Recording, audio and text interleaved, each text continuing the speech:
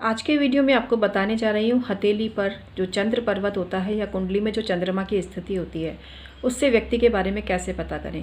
मित्रों, चंद्रमा वृषभ राशि में उच्च का होता है और वृश्चिक राशि में नीच का होता है।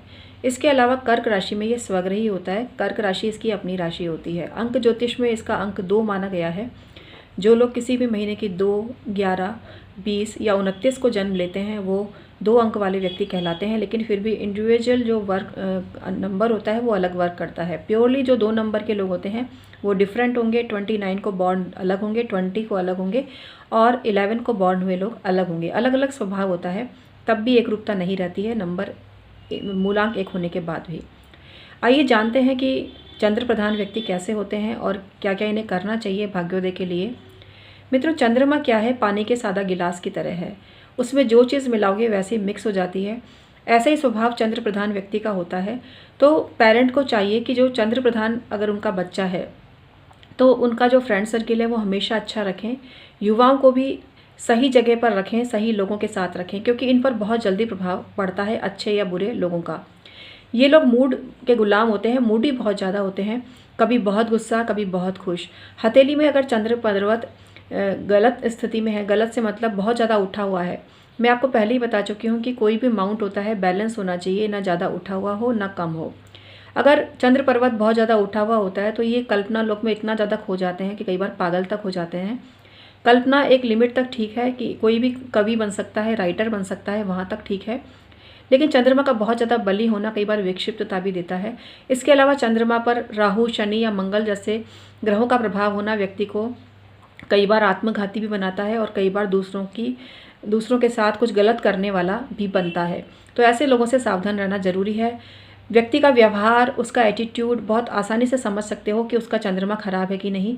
अगर व्यक्ति बार बार बहुत ज़्यादा गुस्सा कर रहा है तो उसकी कुंडली में मंगल बली है, मंगल का लग्न या चंद्र पर गहरा प्रभाव है। यदि व्यक्ति नकारात्मक बात कर रहा है, बार बार डिप्रेशन में जा रहा है, तो शनि या राहु का प्रभाव उस पर है। बार बार शक करना, वहम करना, दूसरों पर रत्ती भर भरोसा ना करना, ये विक्षिप्तता की निशानी है। थोड़ा बहुत ज़रूरी है। और कहाँ करना है, मेन थिंग इज़ ये कि कहाँ पर करना है, गुस्सा कहाँ पर करना है। कोई भी चीज़ कहीं बुरी नहीं है, आप उसका उचित जगह पर प्रयोग करो। शक करना भी कई बार ज़रूरी होता है, वहम करना भी ज़रूरी होता है। जब किसी आप दुश्मन के घर जा रहे हो और कोई खाने की चीज़ें सामने आ जाए तो वहम करना गलत नहीं है बल्कि अच्छा है। तो ये अपने दिमाग से सोचने की बात है। लेकिन चंद्रमा यदि पीड़ित होता है तो व्यक्ति को कई तरह की दिमागी बीमारियां देता है, उसकी सोच विकृत देता है, जिससे कि समाज में वो परिष्कृत व्यक्ति के रूप में स्थापित नहीं हो पाता। जहाँ तक जो भी गलत चीज़ें होती हैं वो मन की खराबी, मूड की खराबी, नेचर की खराबी की वजह से होती है, और ये सब रिप्रेजेंट करता है आपका चंद्रमा। चंद्र पर्वत अगर किसी का अच्छा है तो ऐसे व्यक्ति को पानी का शौक होता है, लिक्विड चीज़ों का शौक होता है, और पानी के से संबंधित काम से उसको लाभ भी होता है। वो जल यात्रा करने का काफ़ी शौकीन होता है ऐसा व्यक्ति, लेकिन उसको जल का भय भी रहता है। तो इस तरह से चंद्र प्रधान जो व्यक्ति होता है या चंद्र पर्वत होता है, उससे संबंधित बात मैंने आपको बताई।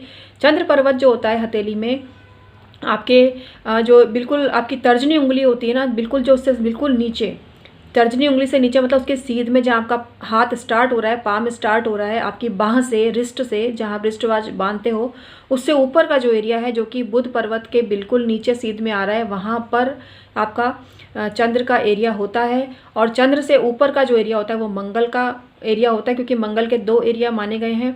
इसके अलावा उससे ऊपर होता है फिर बुध का एरिया। तो इस तरह से इस एक सीध में बुध और आपके मंगल और चंद्र, ये 3 कैटेगरी होती है। और दूसरी साइड पे आपके बृहस्पति का माउंट होता है, उसके नीचे होता है मंगल और उससे नीचे होता है शुक्र। तो इस तरह से गणना कर सकते हैं और समझ सकते हैं कि मैं किसकी बात कर रही हूँ, किस स्थान पर आपका चंद्र पर्वत है।